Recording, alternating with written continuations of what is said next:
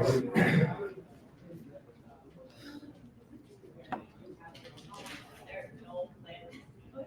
right. Thanks, everybody. We'll let people stream in as they come through the sessions. My name is Rob Ocel. I'm a VP of Innovation at this Lab. I'm going to be moderating this leadership panel. Thanks for coming, not knowing what it was going to be about. But first, I'm going to introduce my panelists, and then I'll introduce kind of the topic that we're talking about. So I've got Christian Wall. You want to introduce yourself, Christian? Christian Waller. All right. I am the CEO of Titstar Solutions. I actually started a workflow software company in high school. We're now 7 years in. We make most of the law enforcement software in the state of Oklahoma. We're expanding out to other states. And since then, I've gotten to AI development with Oxford AI, which is a company we're building, and now wrapping it all in a holding company. We're doing a lot of private equity, rolling up different government softwares and different things like that. So a lot of investment, private equity, and also a lot of software engineering as well. All right, and Jerry, introduce yourself too. Hi, thanks, Rob. I'm Jerry. I'm a senior director at a company called Data Invest. So we have our own practices on data and AI. I used to lead the product team for a while, but basically I've shifted to a more customer-facing role and working closely with our customers.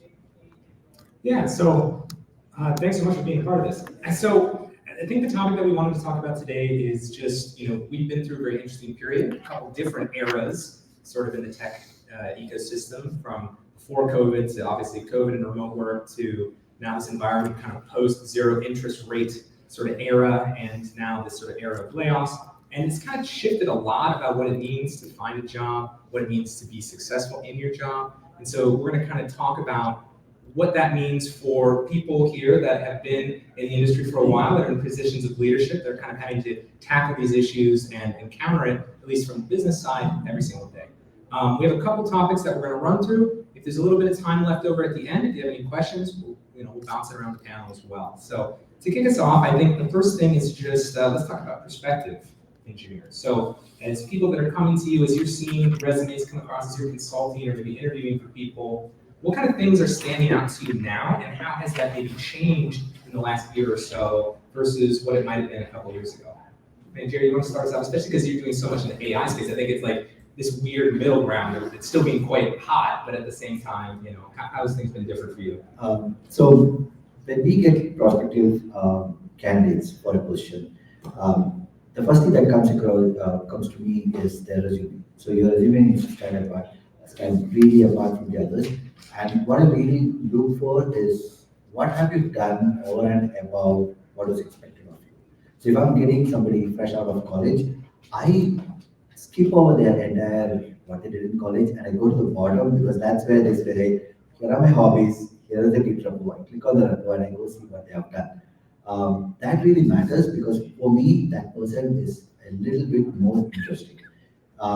That's primarily because of the shift that has happened in the work culture with COVID hitting and people going, working from home, that kind of mode.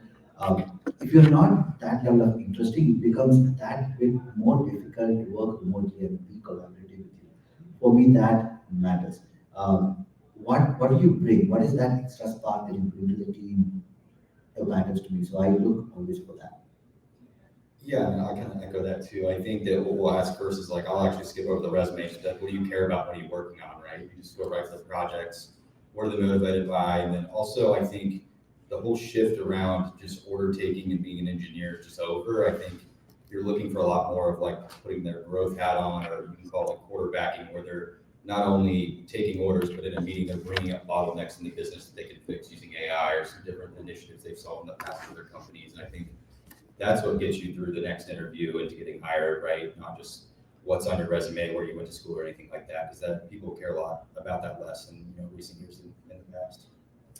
Yeah, I'll add from my point too that there's two different things to tackle here. One is that when you're in the sort of even pre-filtering phase, nowadays so many companies are using AI tools and other types of tools that are just keyword searching and doing pattern matching. Taylor's going to have a whole thing later. So if this is something you're concerned about, he can walk you through how to optimize your LinkedIn and your resume to get through those systems. But I think once you've gotten through to someone like myself, someone like Jerry, like Christian, more is not more. Less is going to be way more, right? Anything that's going to be on your resume, anything that's going to be on the code exercise that you turn in, anything that you actually are going to get evaluated on, it needs to be the thing you want them to see. And so I'll do a lot of like code exercise reviews, and what can be really potent is if you just include like a README in your code exercise, you can excuse a lot of sins in your code exercise by going, I tried to do that and it failed. I tried to do that and it failed, but I was really proud of this and this and this. And as a reviewer, even if I'm trying to look at the entire thing, it's very difficult for me to not follow what you're telling me to do. And I sort of don't ding you as much for the things you said you knew you didn't do very well, but I really focus and get impressed by the things you wanted me to focus on. And so if you get an opportunity to get in front of somebody, I think you really do want to tell them what you want them to look at, and don't include anything extraneous. Because like Jerry's gonna click your links, and if that's not the GitHub repo you're the most proud about, you don't want to click it. No, just one more thing. When you interact with people, I mean, this is especially once you land in your job and you're starting to build your rapport with the team and other things. One thing that I always encourage my team to do is don't come to me with problems. Come to me with multiple solutions that you have come up with and ask me my opinion on it, because that's far more interesting for me, because I get to learn from you. I like to see your perspective on it, because at the beginning of this talk, it's a Rob just said, we are all people. I mean, we've been in the industry for multiple decades at this point. We want fresh perspective. So if you come to us with more solutions, multiple solutions that you want us to take a look at and give a feedback, that's more valuable. That says this person is moving in the right direction. I've even sat in meetings with anyone at Pizza Hut building. I've sat with the CEO of Domino's Pizza before, and there's 20 of us in a meeting where like brought our ideas. He said, throw them all away. I want 20 ideas that be laughed out of the room. I don't care if I laugh you out or we're gonna love it. He just wants 20 new ideas that are gonna get laughed out of the room, thinking differently, and I think that's kind of what you're looking for from this, right? Yeah, but also don't forget that no matter what job you're applying to these days, like you are, I mean, that inbox is getting slammed, right? Like every job is getting dozens, if not hundreds of applicants immediately after it's being posted. And having had to filter through that, it is exceedingly difficult, right? Like great people don't get through an initial screen just because there's just so many things there. But the reasons why sometimes people get through, it's so weird. Like you just, like if you throw your resume in and you've got a couple sentences, right? Because someone's gonna scan over the intro of your email to get to that link so that they can, whatever, put it in the system. And if you can grab it in those 2 seconds, that's fine. You don't have to be fake or weird, but it's the weirdest reasons why people do it. So if you have a thing that you're nerdy about, sort of Jared's saying, he looks at the bottom of your resume. If you have a thing that you're nerdy about, if you have a thing that you're passionate about, there's a reason why you really wanted to take this shot. Don't be afraid to put it in the email just because it's unprofessional, because honestly, you don't know what's gonna be just notable enough that someone takes the extra second to go like, oh, this is actually an interesting person. And create the content that you care about and you're nerdy about too, like Dev does with his content and things. I think that you can really tell if someone cares and they want the job, or they're just clicking the apply button and filling something out. I think that you can get past that really quickly from our point of view looking at things. Sure. All right, so for the people that have jobs now, I think that has changed a lot as well.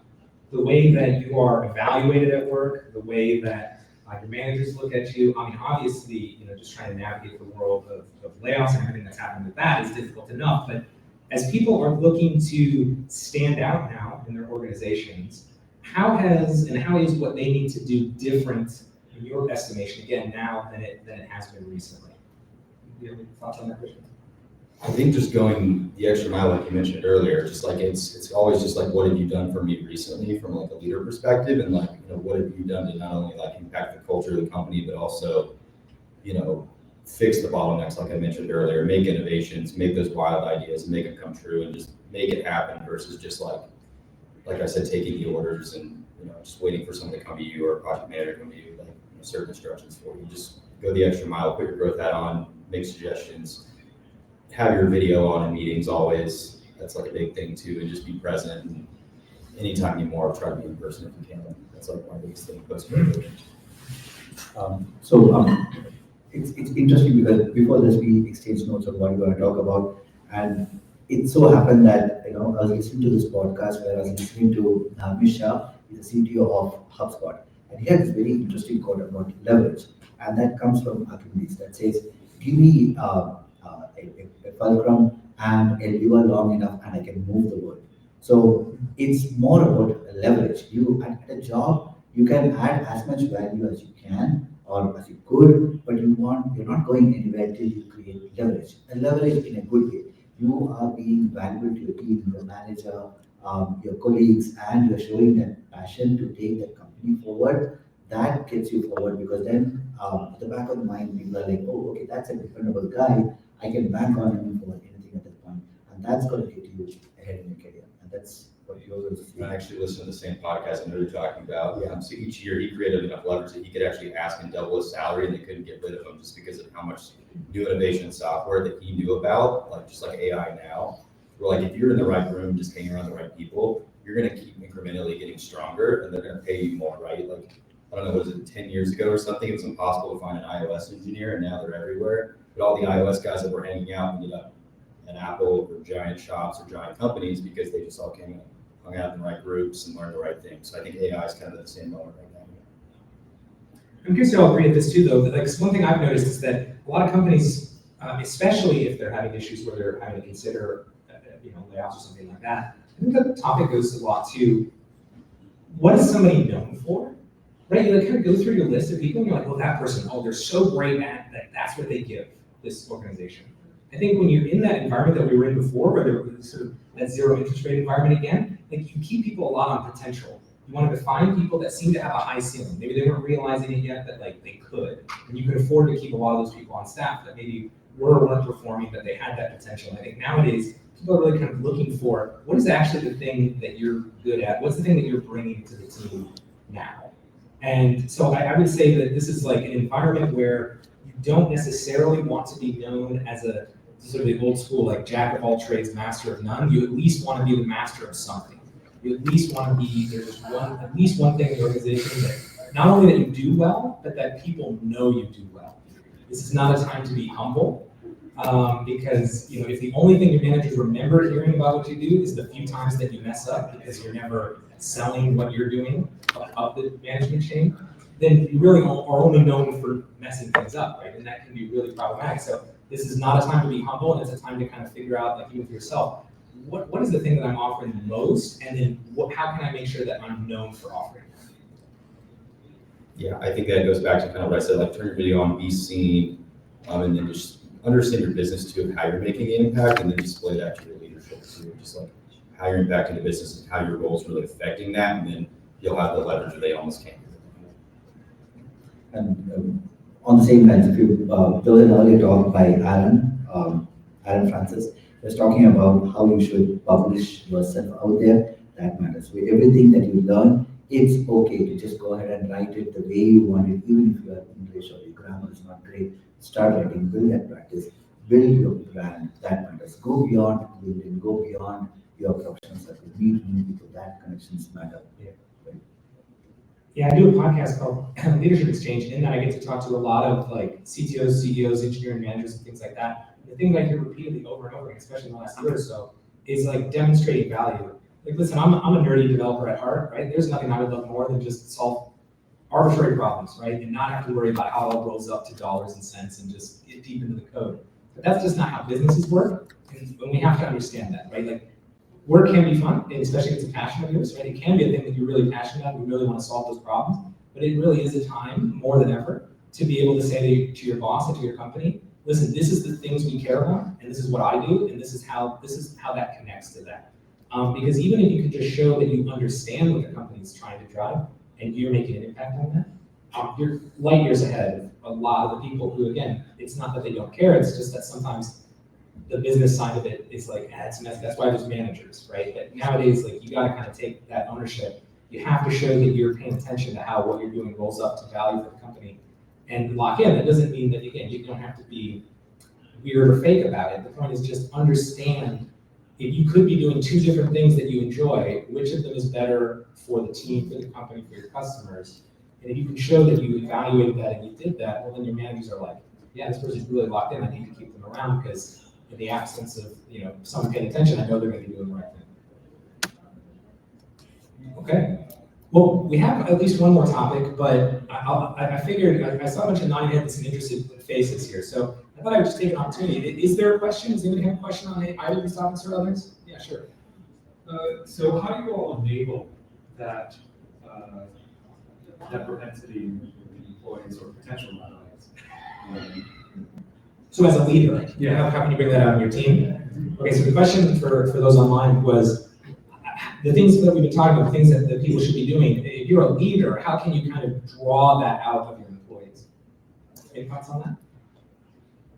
I think some of ours have just gotten to start posting things like they care about, whether it's like even public LinkedIn wise or like, you start your own blog, no one has to read it but you, just like write down things you care about, make videos that you care about, and just tell me something you learned this week or something like that, right? I listen to like 8 different AI podcasts, and my first million is a good one with John National them too, and just learn something new every week and tell someone about it. So that's like what I'm trying to do now, but then in the future. We used to have like hackathons and things like that, but now I kind of just like when they naturally just bring things up to me as like bottlenecks, solving good ideas, but those are always fun too. So the way I do it with my team when we grew as a startup was that when somebody comes to me and says, hey, we want to do it, or I want to do this for the team, my first 2-3 questions are like, why, and why? You answer those questions and then tell them, okay, go do it and show it to me. Like encourage them to go down that path and explore and come back with solutions. So that's how I grew the freshers who are in my team, who join us in my team. And once I get the hang of it, then I get this constant feedback and mostly they ping me on WhatsApp saying that, hey, I found this tool, can we use this? Hey, I found this other tool, can we use this? Then we're going down the rabbit hole of evaluating the tool and figuring out if it's possible. And then putting them basically in charge saying that, okay, you found this baby, you go figure it out and tell me what works and what doesn't work. And listen, as a leader, it can be really easy to think that you don't want to annoy your team members, so you feel like I don't want to repeat the same things over and over and over again. You actually do. You actually need to drill it a lot. Everybody needs it, even the leaders need it, right? Like you need to be hearing the same things over and over again, and that repetition then starts to stick. So I would say the biggest advice I would have for leaders is to lead by example. As you're explaining what you're doing or what you want the team to be doing, tie it back to the objectives and how it's important and how it's relevant and how it will drive results for the company so that they see that that's how you're thinking and they see that that's how that path is created. And if you lead that way, they will follow that way. And then just keep repeating it. Even if you're like, I've already explained why this rolls up a few times, trust me, they need to hear it a few more times. Yeah. Great question. Any other questions? Yeah, sure. As far as like, as AI is concerned, are there any good certifications or, I don't know, maybe things that you can think of that people have had on their resume to like quantify their AI knowledge? Okay, yeah, let me repeat the question. Because I know it's like all the sources of knowledge are new as well. Yeah. So the question for people online was, particularly around the topic of AI, but maybe if you can't speak to that, maybe it's generally credentials. Are there good AI credentials that people should be getting, and or maybe credentials in general? How valuable are they in this kind of environment? So, you want to start first with the AI stuff here? Yeah. So one of the certifications that we recommend is on the certification path by this company called Databricks. I think most of you would have heard about it. They have a good certification path around MLOps, data science engineer, ML engineer, etc. That's a good credential to have because those courses are like really thorough and really good. That's something to look at. The other thing, I know you're specifically asking for certifications. We look for certifications, but we also look at what have you done with those certifications. Did you go beyond what the exam that was given there, and did you do something more with it? Yeah, I was going to say, because Databricks is great, I think a lot of the larger enterprise technology companies like Salesforce and some of those are all going to start to have a lot of certifications around what they're doing. So like for a company you're looking at or applying to or working at, it's good to find out what tools they're using and get those certifications because that'll move you up in the ladder, the pecking order of just picking you as an employee to work on stuff. But also there's like a lot of free certifications you can get with Google right now that I think are great. NVIDIA honestly has a great one, and you're working directly in their sandbox, which is going to be, the best in breed when it comes to that. And if I see that on a resume that you've worked in the NVIDIA sandbox and understand everything that they offer up to all the newest, chips and tools, then that kind of puts you way ahead of the pack in terms of training and enablement. It's interesting because the people I've talked to a lot recently have said generally, it's not just AI, just generally certifications don't mean much to them when it comes to like selecting someone, except for sometimes you just need someone with a certification. In those cases, that's the perfect thing to have on your resume. But in other cases, I mean, I feel like 10, 15 years ago was the case that like you just wanted to collect certification because when people would just look and see a certain certification, boom, you're hired. That's it. That's all you needed. I don't know, people either lost trust in it or didn't just spend too much time in the JavaScript world. There's not a lot of JavaScript credentials that are very respected, but yeah, the people I talk to, they barely look at them these days. I would say just get knowledgeable on the topic, even more than that, just be able to talk about it, like if you're getting interviewed or anything, just being able to go past just the buzzword of AI is even a big just step forward versus some people just put it on the resume and then you ask them about it, they can't even, string together 2 sentences about it. I think that goes a long way. Cool. Well, we are coming up pretty much here on time. You have one last one? Yeah. How important would you, actually two, how important would you say networking is to put yourself ahead of, like, say, the other hundreds of applicants? And second, would, like, say, for instance, personal projects or open source, organic open source, like, projects be a good example of, as you said, using the knowledge that, say, required from certifications?